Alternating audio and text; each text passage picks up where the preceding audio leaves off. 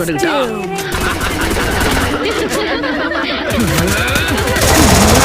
அந்த பையன் தானே கூட்டத்திலே தோத்து போன ஒரே ஆளு. நல்ல வேளை அவன் தோத்து போனான். இவெல்லாம் ஒரு நிஞ்சானா ஊர் தாங்கும்னு நினைக்கிறேன் நீ.